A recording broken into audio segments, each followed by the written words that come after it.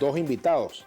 En la primera parte del programa estaremos conversando con Santiago Arconada, dirigente social, ex dirigente sindical, también dirigente en el ámbito de la lucha ambientalista, uno de los voceros del movimiento ambientalista que tiene observaciones al arco minero. Y también vamos a conversar con Américo Martín, dirigente político, ex candidato presidencial, ex parlamentario, ex comandante guerrillero, fundador del movimiento de izquierda revolucionaria, en fin. Bueno, saludos Santiago, gracias por venir al programa, es un gusto tenerte por aquí. Bueno, varias cosas, ¿no? En primer lugar, es bueno decirlo, tú eres un hombre que militas en el chavismo. Así es. Y sigue siendo me identifico militante, como activista del proceso bolivariano. ¿Eres militante del PSV? Estoy inscrito. Pero ni siquiera sé cuál es el estado de la inscripción, en tanto en cuanto hubo muchas veces que dijeron que el que no se...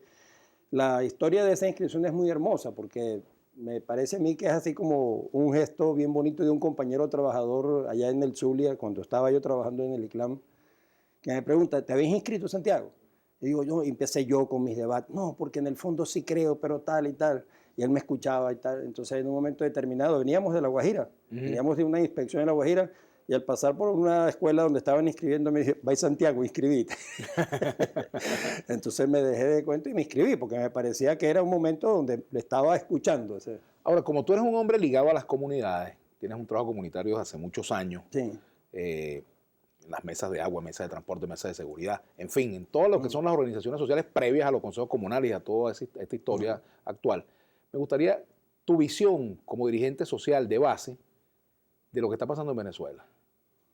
Yo diría que lo que está pasando en Venezuela se transparenta en el decreto del arco minero de una manera muy particular. O sea, ¿por qué digo esto? Y me parece bien interesante que esa pregunta le permita a uno enmarcar de alguna manera una situación coyuntural, ¿no? O sea, cuando tú te preguntas por qué un gobierno, como me preguntaron a mí en la Universidad Indígena de Venezuela, allá en Cañotauca, un estudiante, cuando estábamos leyendo el decreto aparecido en Gaceta Oficial, y los estudiantes, sin que nadie les dijera nada, comprendían la inmensa agresión que significaba contra todos los pueblos indígenas, contra el ambiente, contra el agua. Se paró un estudiante y dijo, ¿por qué esta puñalada nos la está dando el gobierno bolivariano?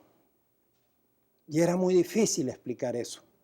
¿Por qué esta inmensa puñalada contra la vida, contra el aire, contra el agua y sobre todo contra ese librito que tienes ahí, contra la Constitución de la República Bolivariana de Venezuela, la está haciendo el gobierno bolivariano? Ciertamente que uno no tenía respuestas. Y yo le dije a la gente que el asunto de permanecer en una actitud de investigación y de búsqueda incorporaba eso.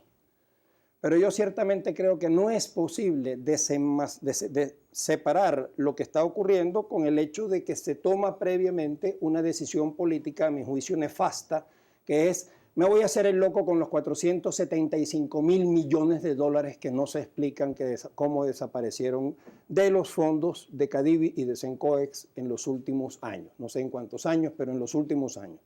Denuncias y contabilidades hechas por gente que a mi juicio merecen un respeto muy grande precisamente por haber estado muy cercanos a la gestión de gobierno, en primer lugar, del presidente Chávez, que paz descanse, y del presidente Maduro también. Me estoy refiriendo a Edmé Betancourt, me estoy refiriendo a Jorge Giordani, me estoy refiriendo a Héctor Navarro, me estoy refiriendo a Annelisa Osorio, me estoy refiriendo a la Plataforma Ciudadana por la Auditoría Pública, por toda la gestión inmensa de haber dicho dónde vamos, como se toma la decisión de no tocar ese mundo, de no tocar eso, y como estoy absolutamente necesitado de unos dólares que el petróleo ya no me da, entonces me lanzo al arco minero, me lanzo a la minería desbordada en un territorio que no se puede llamar arco minero del Orinoco, porque eso sería reducir a los minerales que están en esa tierra toda la inmensa cantidad de vida, empezando por la vida de los pueblos indígenas. Fíjate, Santiago, ayer el presidente Maduro anunciaba un ministerio para la minería, pero desde una perspectiva ecológica. ¿Eso es posible? No, ya la respuesta, o sea, yo le regalaría al presidente Maduro una de las consignas que llevamos el martes 31 cuando fuimos al Tribunal Supremo de Justicia a introducir la solicitud de nulidad por inconstitucionalidad e ilegalidad del decreto del arco minero. Un compañero, no recuerdo bien, llevaba una pancarta que es la mejor respuesta. La minería limpia es una mentira sucia. No hay minería limpia. Pero no solamente no hay minería limpia en el sentido que tú no le puedes hacer una tronera a la tierra sin devastar todos los árboles que están en el sitio donde está esa tronera que vas a abrir. Le vas a echar cianuro al agua, al aire, le vas a echar cianuro a la diversidad. No hay manera de lixiviar el oro sin echarle cianuro. Y el cianuro porque todavía es más acotable que el mercurio, que es ya... Lo que está con la minería ilegal. No, lo que está con es que el concepto de minería ilegal o legal es un concepto ambiguo. Hoy el propio presidente Maduro ha hecho una mención a la minería con mercurio, que va a ser un decreto que se va a impedir, en reconocimiento de la devastación ambiental que ya hoy existe. Ahí tenemos imágenes de lo que ha producido la minería. Sí, exactamente. Pero fíjate que a mí me parece que esa es, de alguna manera, lo que podría explicarme esa pregunta que tú me hiciste en otra oportunidad. ¿Cómo es que lo del arco minero se enlaza con esta angustia cotidiana de encontrar la comida que llevar a la mesa del día de hoy? No ya hacer mercado, que ese es un sueño.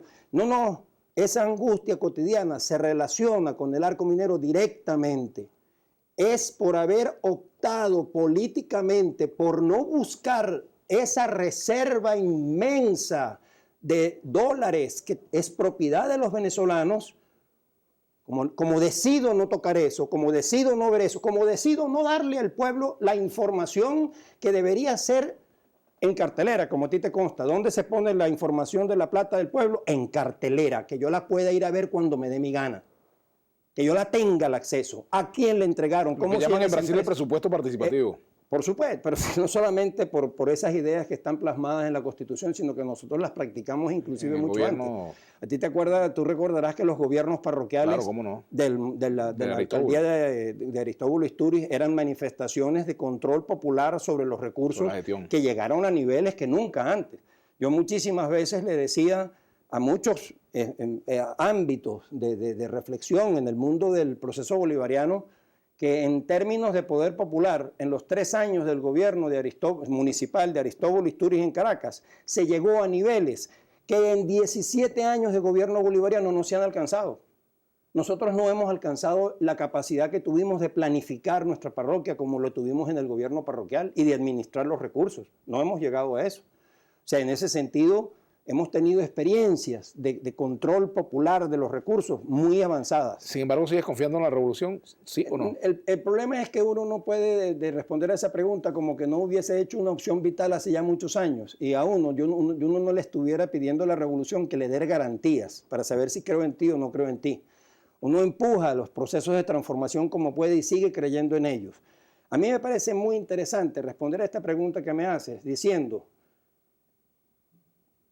los que estamos enfrentados a la entrega del país mediante el decreto del arco minero, los que estamos enfrentados a la desaparición de los pueblos indígenas, los que estamos enfrentados al envenenamiento del agua y del aire, podemos decir que estamos preservando el objetivo número 5 del Plan de la Patria. ¿Pueden decir lo mismo quienes están ejecutando ese decreto? ¿Pueden decir lo mismo quienes están en silencio cómplice? Tenemos que hacer la pausa. Al retorno seguiremos conversando con Santiago Arconada, dirigente social, dirigente también de los movimientos ecológicos. Y pueden escribirnos a través de nuestras redes sociales, @VladimirAlaguna_GB, tanto en Twitter como en Instagram. Américo Martín está muy pendiente de lo que está diciendo Santiago Arconada. Ya venimos.